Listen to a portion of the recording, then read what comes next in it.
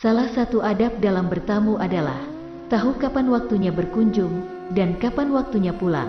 Tapi Pak Edi sudah ada di rumah sejak azan maghrib selesai dikumandangkan hingga bertemu dengan azan Isya. Dia bahkan belum pulang saat kakek pamit salat dan masih betah duduk di ruang tamu sampai sekarang. Sepenting apapun maksud kedatangannya, bagiku tetap saja menyebalkan. Sedikit menguping pembicaraan kakek dan Pak Edi di ruang tamu. Mereka membahas tentang persiapan pemilihan kepala desa. Kakek memang bukan aparat desa, tapi bisa dibilang beliau adalah tokoh masyarakat yang sangat disegani di Sumber Gede. Meski aku sendiri heran kenapa orang seperti kakek bisa disegani. Mungkin alasan itulah yang membuat Pak Edi yang ketua RT datang ke rumah untuk berdiskusi dengan kakek. "Kenapa sampean tidak mencalonkan diri saja?" usul kakek. Terdengar bercanda dan cenderung mengolok. "Yang benar saja, Kang. Saya belum banyak berkiprah dalam pembangunan desa ini. Mana mungkin ada yang mau milih?" jawab Pak Edi, tersipu. "Iya, saya juga tidak mau milih sampean." Saat lantunan ayat suci di masjid berhenti, percakapan hangat mereka juga berhenti. Aku dapat mendengar cukup jelas dari ruang televisi. Saat itulah diskusi mereka yang penuh canda hangat berubah menjadi serius dan dingin. Mengenai isu santet yang sedang ramai dibicarakan warga saat ini, "Saya sudah melakukan yang Kang Saleh sarankan," tutur Pak Edi. Cara bicaranya mulai serius. "Sayangnya sampai hari ini saya belum menerima laporan dari para petugas. Padahal ini sudah hari kelima," Pak Edi berdeham. "Kalau sampai hari ketujuh masih normal, maka saya ambil kesimpulan bahwa ini hanya isu semata." Pungkasnya, "Bagus, seorang tukang santet tinggal di lingkungan pesantren. Isu seperti itu sangat tidak bagus untuk nama baik desa kita, terutama nama baik pesantren." Percakapan itu berlanjut pada sesuatu yang tidak lagi menarik. Aku berhenti memperhatikan dan kembali merebah di kasur lantai. Di depan televisi, perlahan-lahan aku mulai larut dalam lamunan. Hampir semua rangkuman kejadian hari ini lewat di pikiran. Ada banyak yang kusyukuri, sebanyak yang aku sesali. Lalu aku terpejam. Saat itulah bayangan rumah Pak Hasan muncul di kepala.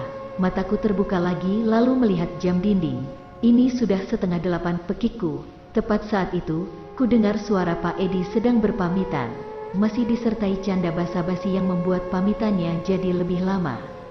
Aku keluar kamar dan menghampiri kakek yang sedang berdiri di pintu melepas kepulangan sang tamu. Tamu yang menurutku tidak tahu diri. "Kenapa wajahmu kusut begitu?" tanya kakek. "Pak Edi lama banget bertamunya. Masa dari maghrib sampai isya nggak pulang-pulang?" protesku. "Jangan gitu sama tamu. Pak Edi selalu menyambut dengan baik kalau kakek bertamu ke rumahnya. Jadi, kita pun harus begitu. Tapi emang ngerepotin sih," tutur kakek. "Ngomong-ngomong, mana obat yang tadi kakek pesan?" "Ah, iya, ini saya mau berangkat, Kek." Cepat aku pergi sambil menggaruk kepala. Sebelum kakek sadar kalau sebenarnya aku lupa, aku juga tidak menceritakan tentang saran Pak Hasan yang melarang datang terlalu malam. Kembali ke gang tanpa nama. Malam ini aku bawa motor butut bapak yang biasa dipakai ke ladang. Aku tidak seberani itu mengayuh sepeda di jalan gelap, becek, tanpa lampu. Dan ternyata keputusanku tepat. Gang tanpa nama ini sama sekali tidak punya penerangan. Kuharap siapapun kepala desa yang baru nanti mau menyisihkan sedikit dana untuk memasang lampu. Kupacu sepeda butut bapak, ngebut, tapi tetap konsentrasi. Jalan becek ini bisa saja membuatku terpeleset, terjungkal, lalu meluncur bebas di atas lumpur. Memang jatuh di tempat sepi tidak akan membuat malu, kecuali diam-diam ada kuntilanak di atas pohon mangga yang menertawakanku.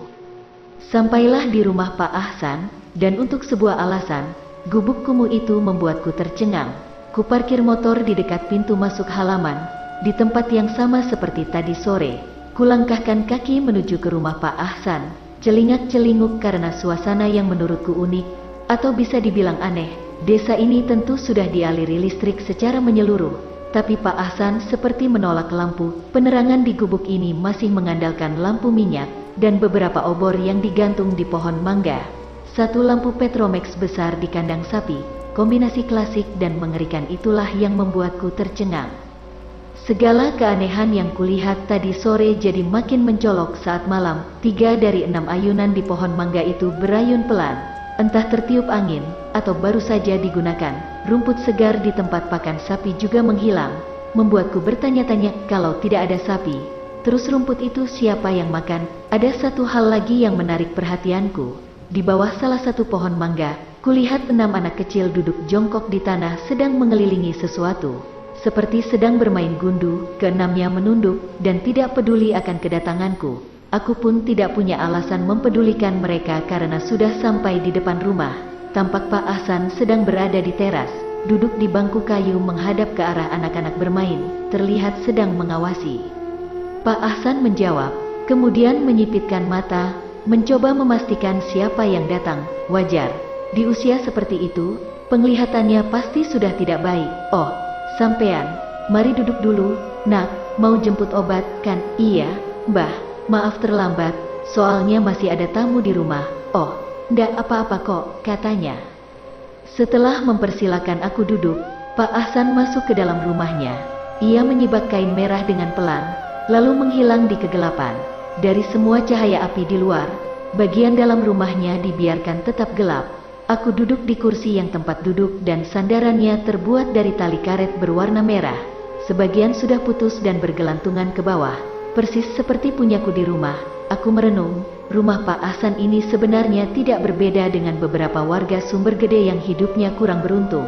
Mungkin aku terbuai hidup yang nyaman, hingga kemiskinan jadi terasa menakutkan. Ya, keluargaku pun bukan orang kaya, tapi setidaknya kami hidup lebih berada dari Pak Ahsan. Cukup lama aku menunggu, dan sekarang jadi bosan. Untuk menghilangkan jenuh, iseng kudekati anak-anak yang sedang bermain di halaman itu. Sepertinya asyik sekali, sejak tadi mereka tergeming seolah sangat menikmati permainannya. Kupasang senyum ramah, berharap tidak terlalu mengganggu mereka. Usia mereka tampak tidak jauh berbeda satu sama lain. Mungkin sebaya dengan sepupuku yang baru masuk sekolah dasar. Dari dekat kulihat mereka sedang jongkok mengelilingi gambar kota-kota permainan engklek yang kulihat tadi sore. Ada sebuah benda tergeletak tak jauh dari tempat mereka duduk, seperti sebuah bantal dengan kain putih yang warnanya hampir kecoklatan. Wah, lagi main apa? Nih, sapaku ramah, mempertahankan senyum. Lama-kelamaan, senyumku jadi terlihat canggung. Anak-anak itu sama sekali tidak menggubris, mereka masih saja asyik sendiri. Sedikit kesal, tapi aku coba sabar sambil batin ini mengulang-ulang kalimat sakti. Namanya juga anak-anak. Mereka masih menunduk, hanya tangannya saja yang bergerak mencoreti tanah dengan ujung jari. Tiba-tiba ku dengar mereka berbisik, serempak, dan walaupun terdengar lumayan nyaring, tapi aku tidak mengerti apa yang mereka bicarakan. Karena mereka memang tidak bicara apa-apa, hanya membisikkan bunyi-bunyian tak berarti yang makin lama makin nyaring dan intonasinya pun makin meninggi.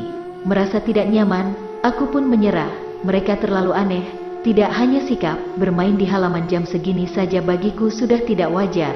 Anak seumuran mereka di kampung ini pasti sudah tidur. Aku berniat kembali ke teras rumah, tapi tak sengaja menginjak bantal putih di tanah, dan seketika itu juga mereka serempak menoleh ke arahku. Aku terhenyak dan nyaris teriak. Mungkin reaksiku terasa berlebihan, tapi itu sepadan dengan apa yang kulihat. Keenam anak itu menatap sinis, salah satu dari mereka tampak akan menangis. Sisanya sudah memasang wajah marah dan mulai mendesis. Namun, yang paling tidak bisa aku lupakan adalah keenam anak itu ternyata tidak normal. Cahaya obor yang digantung di pohon mangga di dekat mereka duduk memperjelas semuanya. Mereka tidak tampak bersaudara. Tidak ada yang serupa. Salah satunya ada yang berbadan kurus, dan kedua matanya melirik arah yang berbeda. Yang kanan melirik ke kanan, dan yang kiri melirik ke kiri. Dia berada di barisan depan dengan sikap melindungi, seolah menegaskan bahwa si juling itulah yang paling tua. Di belakang si juling sedang berlindung seorang anak perempuan, rambutnya panjang dan menutupi sebagian besar wajah, hanya mata kanannya saja yang kelihatan. Memelototiku penuh benci. Ada yang aneh dengan mulut anak itu. Kalau kuperhatikan sekilas, mulut anak itu berada di posisi yang salah, sedikit ke kanan dan ujungnya hampir sampai ke pipi. Dialah yang kelihatan paling sedih. Ia mendekap bantal putih yang tak sengaja kuinjak. Bantal itu ternyata adalah sebuah boneka. Maksudku, itu benar-benar bantal tapi sengaja diberi gambar mata, mulut dan hidung layaknya sebuah boneka. Baru kali ini aku minta maaf pada anak kecil dengan tulus karena benar-benar takut. Dua anak mendesis lebih keras. Pertanda permintaan maafku ditolak, keduanya maju dan berdiri di samping si Juling. Salah satunya berbadan kurus dengan kepala botak, mata dan mulutnya masih normal jika dibandingkan si Juling dan si Mencong, tapi di dahinya ada sebuah benjolan lumayan besar. Belum lagi setelah kuperhatikan, anak botak itu tidak punya tangan. Dia buntung, tangannya seolah berhenti tumbuh sampai di siku. Yang maju bersama si buntung barusan adalah si gendut. Aku juluki begitu karena anak itulah yang paling gemuk. Sekilas dia tidak tampak cacat, justru seolah-olah dialah yang paling sehat. Begitu pikirku sampai kulihat tatapan kosong si gendut dan mulutnya yang selalu menganga. Air liur pun mengalir deras dari mulut yang sejak tadi mendengung dengan suara parau. Kemudian, yang paling mencolok dari keenamnya adalah kedua anak itu. Anak yang paling tinggi yang tidak wajar untuk anak seusianya. Dia berkulit hitam dengan rambut ikal kemerahan. Sekilas punya gangguan penglihatan. Bisa kulihat mata putih dengan kelopak merah bengkak yang sedang menatap keji ke berbagai arah, seolah ia tidak tahu di mana posisiku berada. Kendati melenceng dalam tatapan, dia tetap seragam dalam desis dan kemarahan. Si jangkung itu sedang menggendong seorang anak lagi yang tidak punya kaki. Sama seperti si buntung tadi, kaki anak yang digendong itu hanya sampai lutut, tapi amarahnya sudah sampai ubun-ubun. Si pincang itulah yang pertama kali melempariku dengan batu. Ia membidik dari atas bahu si jangkung, hingga batu itu nyaris membentur wajahku, andai saja aku tidak menghindar. Sebutlah aku berdosa karena merasa ngeri dengan anak cacat, tapi situasi saat itu sungguh berbeda. Pakaian mereka yang compang camping, gerak-gerik yang tidak wajar, bicaranya yang tidak normal, serta didukung suasana sekitar yang sejak awal sudah tidak nyaman. Pantaslah kalau aku ketakutan. Aku mundur, mencoba jaga jarak dari mereka yang makin mendekat. Tiba-tiba mereka mengambil batu, pecahan genting, keramik, dan benda apapun yang ada di tanah. Tunggu dulu, kataku panik. Aku memang salah. Tapi tidakkah reaksi mereka berlebihan? Tepat sebelum mereka lemparkan hasil pungutannya barusan, terdengarlah suara lonceng. Suara itu sangat familiar bagiku. Suara lonceng sapi yang selalu terdengar saat pedati pengangkut pasir lewat. Ya, tidak salah lagi itu adalah suara kelontong. Begitulah orang-orang desa menyebut lonceng sapi. Namun, bukankah Pak Ahsan tidak punya sapi? Ajaibnya, keenam anak itu terdiam. Genggaman tangannya melemah dan benda-benda yang mereka pungut berjatuhan ke tanah. Gilanya, salah satu dari benda itu adalah sebuah paku besar berkarat. Tidak terpikir olehku anak seumuran mereka berniat mencelakai orang dengan benda tajam. Aku bersyukur mereka jadi tenang kembali. Semua itu berkat bunyi kelontong yang masih terdengar. Penasaran akan asal suara itu, aku pun menoleh ke belakang. Rupanya suara itu berasal dari kelontong sapi yang dibunyikan oleh Pak Ahsan. Kakek itu sedang berdiri di teras rumah, tangan kanannya masih membunyikan kelontong seraya mengayun-ayunkan ke arah rumah seolah menggiring anak-anak untuk masuk. Mungkin ini sedikit tidak masuk akal bagiku, tapi suara kelontong itu seolah menghipnotis anak-anak. Mereka berjalan pelan mendekati Pak Ahsan dengan wajah bahagia. Entahlah, setidaknya mereka tidak tampak seberingas tadi. Kusaksikan semua itu sambil bergeming dan tak banyak berkomentar. Pak Ahsan meraih tas plastik merah di atas lemari kayu, kemudian ia masukkan botol besar ke dalamnya. Ini obatnya, sekarang lekaslah pulang, kata Pak Ahsan, dengan segala keramahannya yang pudar. Ia bahkan memberikan pesanan kakek dengan cara dilempar. Terdengar tidak bersahabat dan sedikit mengusir, tapi aku setuju. Aku pun tidak ingin berlama-lama di sini. Kutangkap kantong plastik berisi obat itu, lalu berpamitan. Terima kasih, Mbah, maaf kalau saya. Ndak apa-apa, maklumi anak-anak saya juga. Mereka memang begitu kalau sedang bermain. Anak mereka berenam anak-anak Pak Ahsan, jarak usia mereka saja sudah sangat jauh. Belum lagi kondisi Pak Ahsan yang seperti itu, rasanya mustahil punya anak. Saya pamit, Mbah. Salam sama ibunya anak-anak. Itu adalah kalimat terakhirku sebelum memutuskan untuk tutup mulut. Entah apa yang salah. Lagi-lagi aku membuat keenam anak itu marah. Mereka yang sudah di ambang pintu serempak menoleh, melotot, lalu berteriak dengan sangat keras. Suaranya melengking.